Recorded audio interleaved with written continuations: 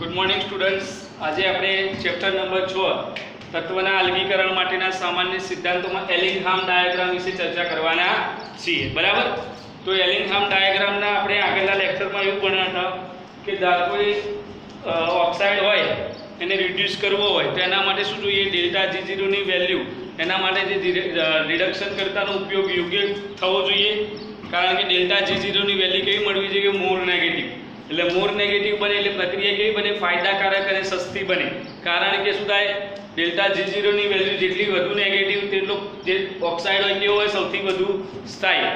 અને પ્રક્રિયા કેવી બને? સ્વયંસ્ફૂર્ત, એટલે કે આપમેળે થતી પ્રક્રિયા થાય. તો આપણે MgO, H2O, Ag2O અને Cu2O ના એક્ઝામ્પલ જોયા હતા કે જેના માટે રિડ્યુસિંગ એજન્ટનો ઉપયોગ કરીશું કે નહીં. બરાબર? તો આપણે મેગ્નેશિયમ ઓક્સાઇડ જોયો હતો. તો મેગ્નેશિયમ ઓક્સાઇડ કેવો હતો? સૌથી સ્થાયી ઓક્સાઇડ. કારણ કે એની ડેલ્ટા G0 ની વેલ્યુ કેવી હતી? સૌથી વધુ ઋણ, જે લગભગ 1665 કેલ્વિન તાપમાને ઉપર તરફ જાય છે. એટલે કે સૌથી સ્થાયી. પછી 1665 પછી કોણ બને છે? Al2O3, aluminium oxide. બરાબર? એલ્યુમિનિયમનું ઓક્સાઇડ સૌથી વધુ સ્થાયી બને છે. હવે આપણે HgO જોયું હતું. તો HgO ની જે ડેલ્ટા G0 ની વેલ્યુ છે કેવી હતી? -200 કિલો જૂલ, એટલે કે 100 એની ઉપર થોડી, એટલે કે 100 કિલો જૂલ મોલ ઇન્વર્સ જેટલી હતી, જે સમય સાથે શું થતી હતી? અપ થતી હતી, એટલે ધન તરફ આગળ વધતી હતી. હવે આપણે તો એવું ભણ્યા હતા કે સ્થાયી ઓક્સાઇડ માટે ડેલ્ટા G0 ની વેલ્યુ સૌથી વધુ ઋણ થવી જરૂરી છે. તો આ તો પોઝિટિવ બને છે. બરાબર? તો આને રિડ્યુસ કઈ રીતે કરી શકાય? તો આને રિડ્યુસ કરવા માટે આપણે શું કરતા હતા કે રિડ્યુસિંગ એજન્ટનો ઉપયોગ કરીએ તો પ્રક્રિયા કેવી બને? નુકસાનકારક. તો આપણે શું કરતા હતા? આને ગરમી આપી સરળતાથી દૂર કરી શકતા હતા. એટલે આ ઓક્સાઇડને ગરમી આપી એટલે મર્ક્યુરી અને ઓક્સિજન છૂટો પડી શકતો હતો. એ જ રીતે Ag2O, જેની ડેલ્ટા G0 ની વેલ્યુ લગભગ 50 કિલો જૂલ મોલ ઇન્વર્સ હતી, જે સમય સાથે 0 તરફ આગળ વધતી હતી. તો એને બી એ જ રીતે Ag2O શું બનતું હતું? 4Ag plus O2 gas. બરાબર? આ રીતે આપણે Ag2O ને રિડ્યુસ કરતા હતા. પછી Cu2O, તો Cu2O સ્થાયી છે, સ્ટેબલ. એની Cu2S સાથે પ્રક્રિયા કરીએ તો આપણે 6 મોલ Cu મળતું. કેટલા મોલ? 6 mall Cu. અને SO2 વાયુ આપણે શું કરતા હતા? મુક્ત કરતા હતા. એટલે આ બધી પ્રક્રિયાથી આપણે શું કર્યું હતું? કોઈ જાતના રિડ્યુસિંગ એજન્ટનો ઉપયોગ કર્યા વગર આપણે શું કરતા હતા?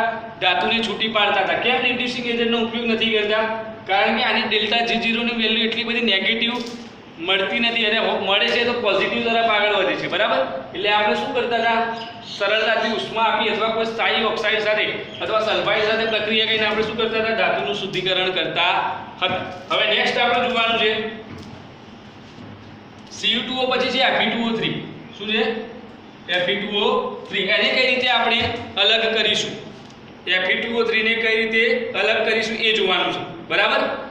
તો Fe2O3 અને Cu2, Fe2O3 ને આપણે શેના વડે? કાર્બન ડાયોક્સાઇડ વડે, એટલે કે કાર્બન વડે રિડ્યુસ કરીશું કે કાર્બન મોનોક્સાઇડ સાથે, એ આપણે જોવાનું છે. તો Fe2O3 ને રિડ્યુસ કરતા આનો ગ્રાફ બનાવીએ આપણે હવે.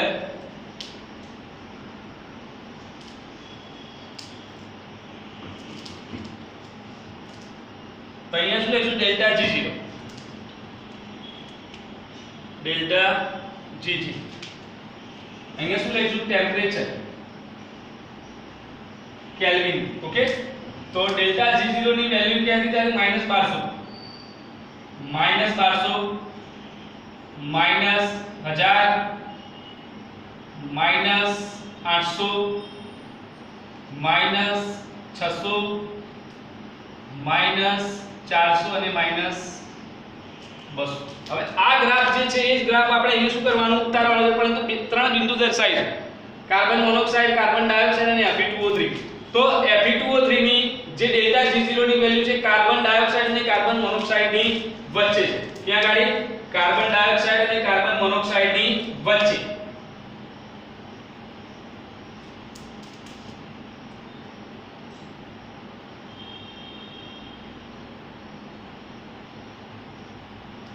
અહીંયા ટેમ્પરેચર દર્શાવ્યું 500, 1000, 1500 અને 2000. બરાબર. પછી કાર્બન ડાયોક્સાઇડ 600, પછી કાર્બન 400, કાર્બન કેટલા આવે છે 400, કાર્બન 400 આવે છે અને Fe2O3 કેટલા આવે છે 600. તો Fe2O3 600 આવે છે.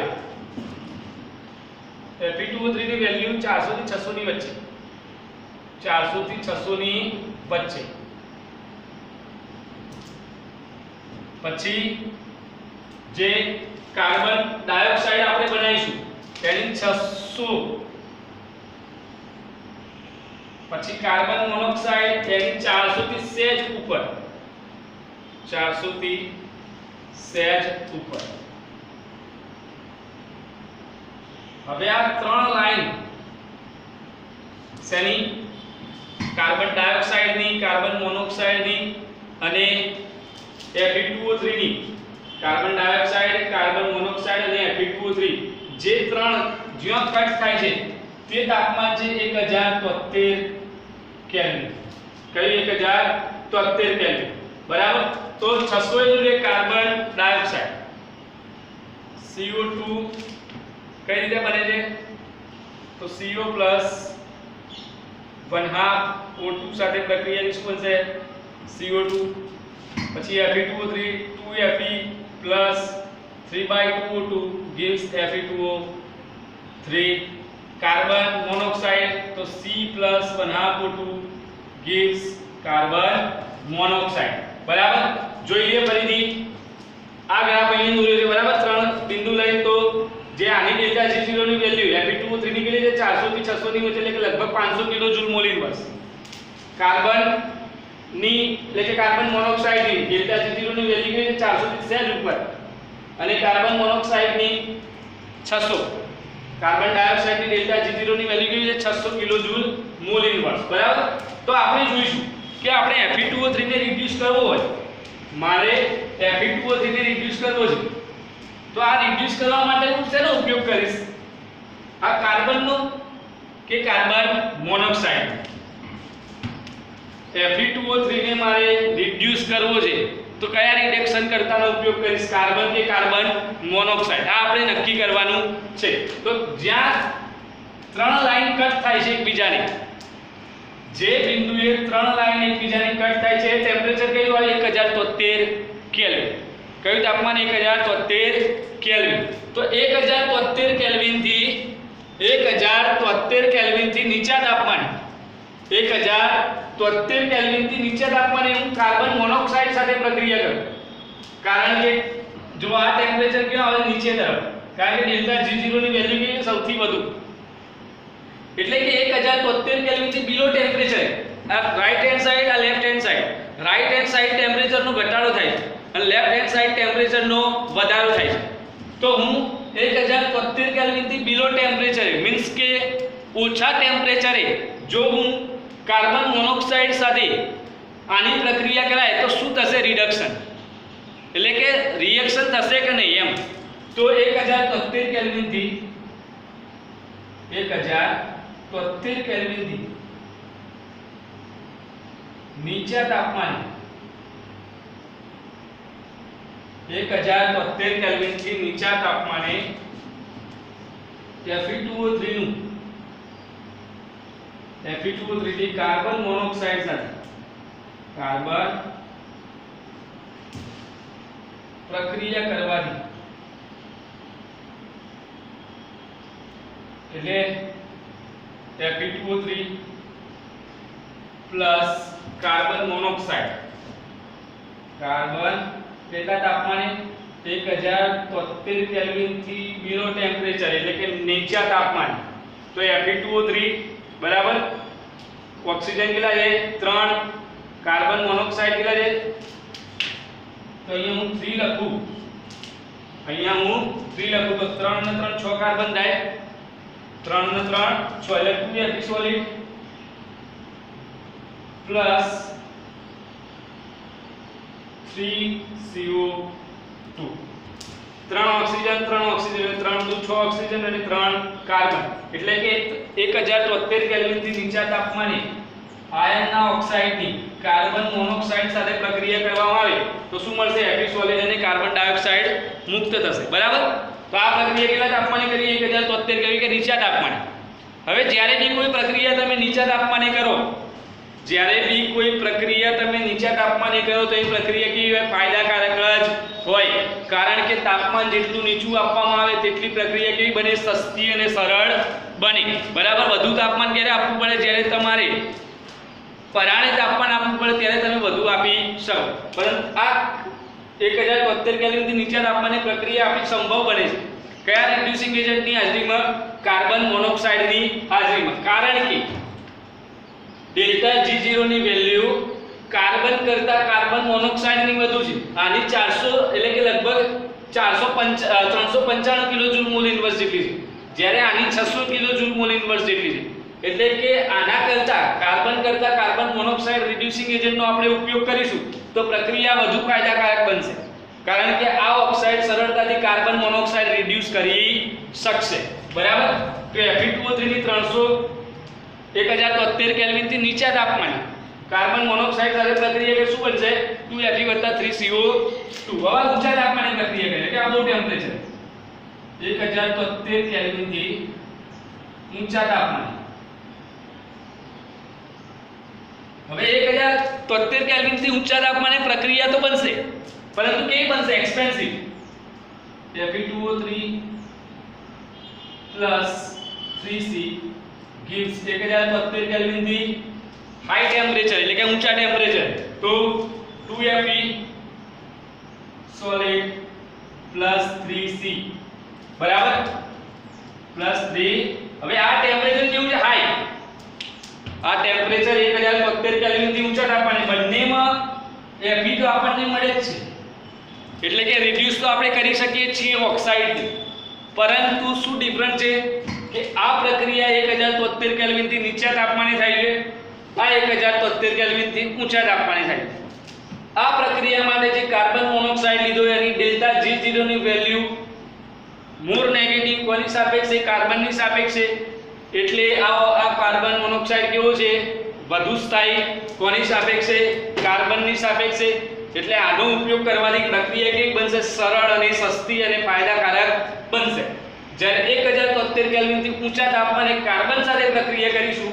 તો શું બનશે પ્રક્રિયા એક્સપેન્સિવ નુકસાનકારક અને ફાયદાકારક બની શકશે નહીં આ હતી આપણી શેની પ્રક્રિયા Fe2O3 ને કઈ રીતે આયર્ન ઓક્સાઇડ ને કઈ રીતે રિડ્યુસ કરી શકાય તો બરાબર ઈઝીલી આપણે સમજી ગયા કે આયર્ન ઓક્સાઇડ ને કઈ રીતે રિડ્યુસ કરી શકાય તો આ ગ્રાફ આની મદદથી આ જ ગ્રાફ આપણે શું કર્યું 3 બિંદુ લઈ 3 પોઈન્ટ લઈને આપણે શું કર્યું અહીં ગ્રાફ ડ્રો કર્યો બરાબર બીજું કશું જ નહીં આ જ છે બરાબર તો જે 3 બિંદુએ કટ થાય છે 3 લાઈન ભેગી થાય કટ થાય તે ગાડી ટેમ્પરેચર કર્યું 1073 કેલ્વિન ટેમ્પરેચર એટલે કે 1073 કેલ્વિન થી નીચા તાપમાને આપણે જેનું ઓક્સાઇડ એટલે કે જેનું ડેલ્ટા G0 નું મૂલ્ય મોર નેગેટિવ છે તેવા ઓક્સાઇડ સાથે પ્રક્રિયા કરી કાર્બન મોનોક્સાઇડ સાથે તો આપણને શું મળે છે સૌથી સ્થાયી સરળ અને સસ્તી નીપજ બરાબર અને ઊંચા તાપમાને પ્રક્રિયા કરીએ તો પ્રક્રિયા કેવી બનશે છે એક્સપેન્સિવ બરાબર એટલે આપણે શેનો ઉપયોગ કરીશું કાર્બન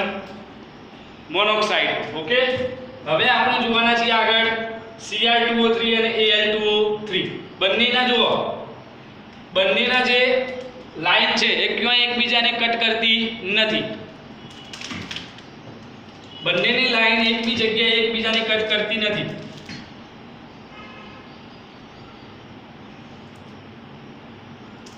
કયું છે Cr2O3 800 એટલે કે અહીંયા આપણે લઈએ 1200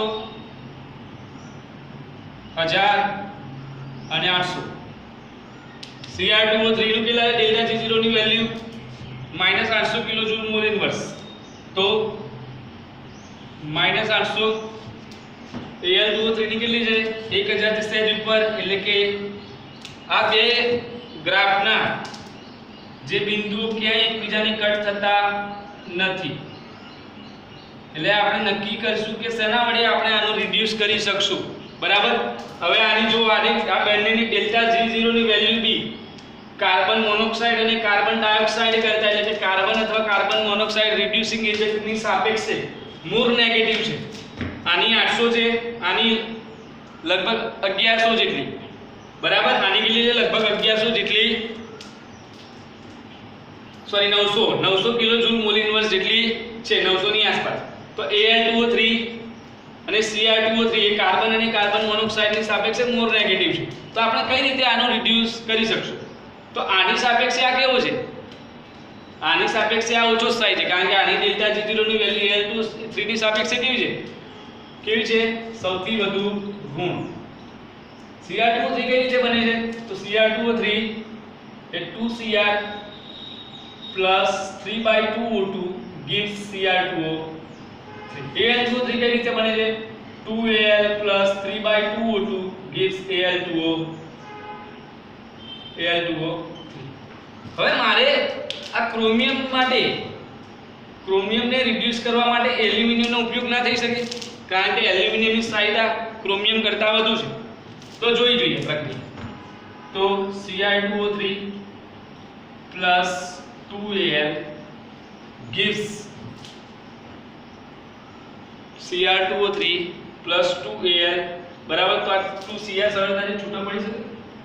2Cr solid plus Al2O, એટલે કે આના વડે આનું વિસ્થાપન થઈ શકે ઓક્સિજનનું, આ ક્રોમિયમનું. એટલે ક્રોમિયમ દૂર કરી શું આ Al2O3 એની સાથે જોડે. કેમ? હવે વિસ્થાપન પ્રક્રિયા કોને કહેતા હતા? કે એક પરમાણુની સાપેક્ષે બીજા પરમાણુની સ્થાયીતા વધુ. તો આની સાપેક્ષે આની સ્થાયીતા કેવી છે? ક્રોમિયમની Cr2O3 ની સાપેક્ષે એલ્યુમિનિયમના ઓક્સાઇડની સ્થાયીતા કેવી છે? વધુ. કેમ? કારણ કે ડેલ્ટા G0 ની વેલ્યુ કેવી છે? આની Cr2O3 કરતા મોર નેગેટિવ, બરાબર. એટલે પ્રક્રિયા બની શકશે. એટલે કે Cr2O3 ની, ક્રોમિયમ ટ્રાયોક્સાઇડની Cr2O3 ને રિડ્યુસ કરવા એલ્યુમિનિયમનો ઉપયોગ કરી શકાય છે. એલ્યુમિનિયમ ઉપયોગ કરી શકાય છે. કેમ? સમજી ગયા તમે? કારણ કે આની સ્થાયીતા કેવી છે? ક્રોમિયમ કરતાં વધુ, એટલે કે આ આનું વિસ્થાપન કરી શકે, બરાબર. આટલું ક્લિયર. પરંતુ એલ્યુમિનિયમ ને રિડ્યુસ Cr2O3 ના કરી શકે. કેમ ના કરી શકે? કારણ કે આની સ્થાયીતા આના કરતાં કેવી છે? ઓછી. એટલે કે Al2O3 નું રિડ્યુસ કરવા માટે આપણે Cr2O3 નો ઉપયોગ કરી શકીએ નહીં, કારણ કે સ્થાયીતા આની સાપેક્ષે કેવી છે? ઓછી. તો આને રિડ્યુસ કરવા માટે આપણે કોનો ઉપયોગ કરીશું? આને રિડ્યુસ કરવા માટે આપણે કોનો ઉપયોગ કરીશું? તો આપણે મેગ્નેશિયમનો ઉપયોગ કરીશું. આને રિડ્યુસ કરવા માટે આપણે શેનો ઉપયોગ કરીશું? મેગ્નેશિયમ. તો મેગ્નેશિયમનો કઈ રીતે ઉપયોગ કરીશું? મેગ્નેશિયમનો કઈ રીતે ઉપયોગ કરીશું એ આપણે જોઈએ. તો ગ્રાફ અહીંયા દોરું છું. આ સ્ક્રીનશોટ લઈ લો છો આનો તમે. અહીંયા દોરું છું ગ્રાફ.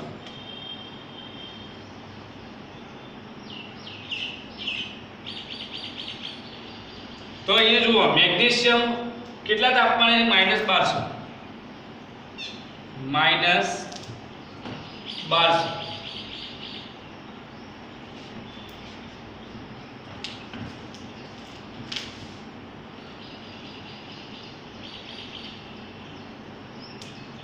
ચલો આ ગ્રાફ ભૂસી નાખું છું, બરાબર. અને એની જગ્યાએ તમે દોરી નાખજો, એની જગ્યાએ હું Mg નું દોરી નાખ્યું.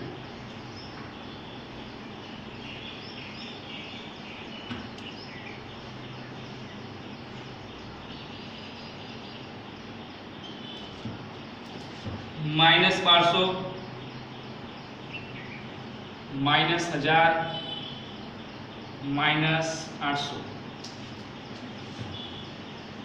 500, 1000, 1500, 2000, બરાબર. 1200 કિલોજૂલ મોલ ઇન્વર્સ. અહીંથી પાછું શું થાય?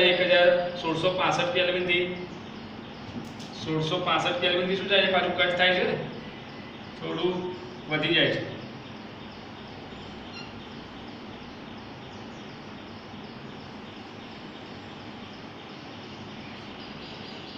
અહીંથી ક્યાં જાય છે? ઉપર. બરાબર, અહીંથી ક્યાં જાય છે? ઉપર. અહીંથી ક્યાં જાય છે? ઉપર. હવે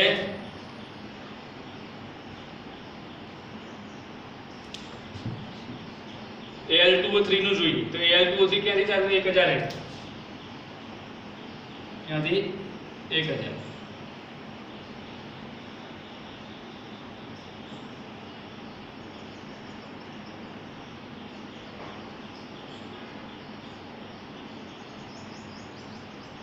બરાબર, અહીંથી આ બંને લાઈન કટ થાય છે. ટેમ્પરેચર કયું?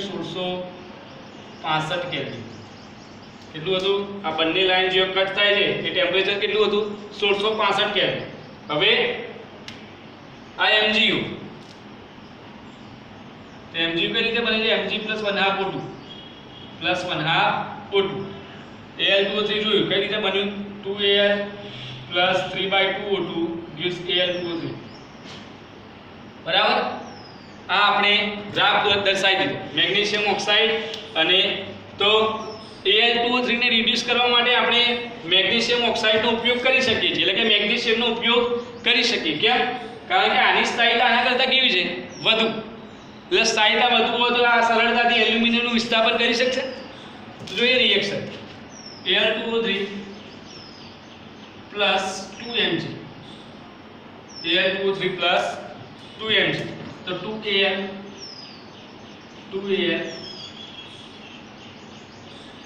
plus Mg2O3 magnesium trioxide 2Al solid વત્તા Mg2O3. એટલે કે આની સ્થાયીતા મેગ્નેશિયમ ઓક્સાઇડની સ્થાયીતા એલ્યુમિનિયમ કરતાં વધુ છે. બરાબર, તો સરળતાથી આ ટેમ્પરેચર શું થાય? આનું રિડ્યુસ કરી શકાય. બરાબર, તો આ હતો આપણો એલિંગહામ ડાયાગ્રામ, જે મેં તમને 3 ગ્રાફ સાથે સમજાવ્યો. 3 ને 1 4, 1 2 3 અને પેલો 4. બરાબર, તો જોઈ લઈએ ફરીથી. તો એલિંગહામ ડાયાગ્રામ એવું કહેવા માંગે છે કે જ્યારે કોઈ રાસાયણિક પ્રક્રિયા માટે તમે રિડ્યુસિંગ એજન્ટનો ઉપયોગ કરો છો તો એ રિડ્યુસિંગ એજન્ટ એવો હોવો જોઈએ કે પ્રક્રિયા સરળ બનાવે, અને ફાયદાકારક અને સસ્તી પણ બનાવે. તો એના માટે શું થવું જરૂરી? તો તમે જે બી ઓક્સાઇડ એની સ્થાયીતા સૌથી વધુ હોવી જોઈએ. સ્થાયીતા ક્યારે સૌથી વધુ હોય? જ્યારે જેની ડેલ્ટા G0 ની વેલ્યુ સૌથી વધુ ઋણ હોય. એટલે ડેલ્ટા G0 જેટલો વધુ નેગેટિવ એટલી જે ઓક્સાઇડ હોય કેવો હોય? More stable. એટલે કે મોર નેગેટિવ ઓક્સાઇડ, મોર નેગેટિવ ડેલ્ટા G0 ની વેલ્યુ જેટલી મોર નેગેટિવ એટલો ઓક્સાઇડ કેવો? More stable. કેવો હોય? More stable. તો અહીં ક્રમશઃ શું થાય? સ્થાયીતામાં ઘટાડો થાય, એટલે કે ડેલ્ટા G0 ની વેલ્યુ ક્રમશઃ ઘટતી જાય. તો એવા પ્રક્રિયકો, એવા રિડ્યુસિંગ એજન્ટનો ઉપયોગ કરો જેથી પ્રક્રિયા ફાયદાકારક બની શકે. તો પહેલું HGO જોયું, Ag2O જોયું, જેમાં જે ડેલ્ટા G0 ની વેલ્યુ પોઝિટિવ તરફ આગળ વધતી હતી. બરાબર, તો પોઝિટિવ તરફ આગળ વધે એટલે આપણે રિડ્યુસિંગ એજન્ટનો ખર્ચો બચાવી આપણે પ્રક્રિયા ફાયદાકારક બનાવવા માંગતા. એટલે આને હીટ કરીને સરળતાથી ઓક્સાઇડમાં રૂપાંતરણ કરીને આપણે શું કર્યું? Ag અને Hg છૂટી પાડી. આ Cu2O એને સ્ટેબલ પ્રક્રિયક સાથે પ્રક્રિયા કરાવી, Cu2S ની Cu2O સાથે પ્રક્રિયા કરીને આપણે 6 મોલ Cu છૂટા પાડી. બરાબર, એટલે કે Cu2O વત્તા Cu2S કેટલા લીધા હતા? 2 મોલ. તો 6 મોલ 2 આરે અને 4 પેલા 6, એટલે 6 મોલ Cu અને SO2 છૂટો પાડ્યો. પછી નંબર 3 લીધો તો આપણે Fe2O3. તો Fe2O3 ને આપણે કઈ રીતે કે રિડ્યુસ કરીશું? Fe2O3 એ કાર્બન અને કાર્બન મોનોક્સાઇડ ની વચ્ચે, તો એને કાર્બનનો ઉપયોગ કરશું કે કાર્બન મોનોક્સાઇડ એ આપણે નક્કી કરવાનો હતો, જે આપણે આ ગ્રાફની મદદથી શીખ્યા. તો 600 kilojoule mole inverse minus 600 kilojoule mole inverse એ કાર્બન ડાયોક્સાઇડ એ સ્ટેબલ હતો. એના માટે રિડ્યુસિંગ કરતા કયો તો કાર્બન મોનોક્સાઇડ. 400 કેલ્વિન થી સેજ ઉપર ટેમ્પરેચર, એટલે કે કાર્બન જે આના કરતા કેવો હતો? Less stable. બરાબર, અને 400 થી 600 ની વચ્ચે આપણે લીધો Fe2O3, જેને આપણે શું કરવાનો છે? રિડ્યુસ. તો આપણે શેનો ઉપયોગ કરશું? કાર્બન મોનોક્સાઇડ નો કે કાર્બન એ આપણે નક્કી કરવાનો હતો. તો 1073 કેલ્વિન થી બિલો ટેમ્પરેચર કે મીન્સ 1073 કેલ્વિન થી નીચા તાપમાને જ્યારે તમે પ્રક્રિયા કરો તો પ્રક્રિયા સરળ બને છે કાર્બન મોનોક્સાઇડ સાથે. કારણ કે આની ડેલ્ટા G0 ની વેલ્યુ કાર્બનની સાપેક્ષે કેવી છે? સૌથી વધુ ઋણ. એટલે ઋણ હોવાથી આપણે એનો ઉપયોગ કરશું 1073 કેલ્વિન થી નીચા તાપમાને, તો સરળતાથી આપણે રિડ્યુસ કરી શકીશું. કોને? આયર્નના ઓક્સાઇડને, બરાબર. આ આપણે ઊંચા તાપમાને પ્રક્રિયા ના કરી, કારણ કે ઊંચા તાપમાને પ્રક્રિયા કેવી બનશે? એક્સપેન્સિવ, બરાબર. એટલે આપણે કયા તાપમાને 1073 કેલ્વિન થી નીચા તાપમાને પ્રક્રિયા કરીએ છીએ. બીજું જોયું આપણે Cr2O3 અને Al2O3. તો Cr2O3 અને Al2O3 ની લાઈનો ક્યાંય એકબીજાને કટ થતી નથી. એટલે કટ થતી નથી એટલે આપણે શું કર્યું કે આનો ઉપયોગ કરશું. આ Cr2O3 Al2O3 ની સાપેક્ષે લેસ સ્ટેબલ છે, એટલે કે આની સાપેક્ષે ઓછો સ્થાયી છે. એટલે આપણે Cr2O3 ના રિડ્યુસ કરવા માટે આપણે એલ્યુમિનિયમનો ઉપયોગ કરી શકીએ એઝ એ વિસ્થાપન પ્રક્રિયક તરીકે. શેના તરીકે? વિસ્થાપન. વિસ્થાપનનો મતલબ થાય ઓછો સ્થાયી તત્વ વધુ સ્થાયી તત્વ દ્વારા દૂર થાય. તો આ Al Cr ની સાપેક્ષે વધુ સ્થાયી છે, તો Al વડે Cr નું સરળતાથી વિસ્થાપન થઈ જાય, એટલે Cr2O3 + 2Al, એટલે Cr એકલો પડે ને ઓક્સિજન સાથે કોણ જોડાય? એલ્યુમિનિયમ, બરાબર. પછી બીજી પ્રક્રિયા કે એલ્યુમિનિયમ વડે એલ્યુમિનિયમનું Cr2O3 નું એલ્યુમિનિયમ વડે રિડ્યુસ થઈ શકે. તો Al2O3 Cr2O3 વડે રિડ્યુસ ના થઈ શકે?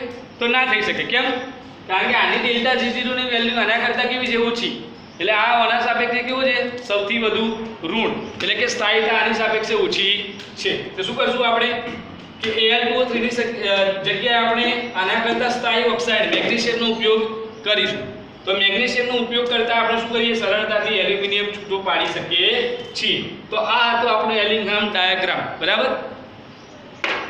આગળ આપણે નેક્સ્ટ લેક્ચરમાં હવે એલિંગહામ ડાયાગ્રામ સિવાયનું ભણવા જઈશું, બરાબર. તો એલિંગહામ ડાયાગ્રામના 3 લેક્ચર ગયા. આ 3 લેક્ચર મારી YouTube ચેનલ સબસ્ક્રાઇબ કરીને પણ તમે જોઈ શકો છો. Thank you very much.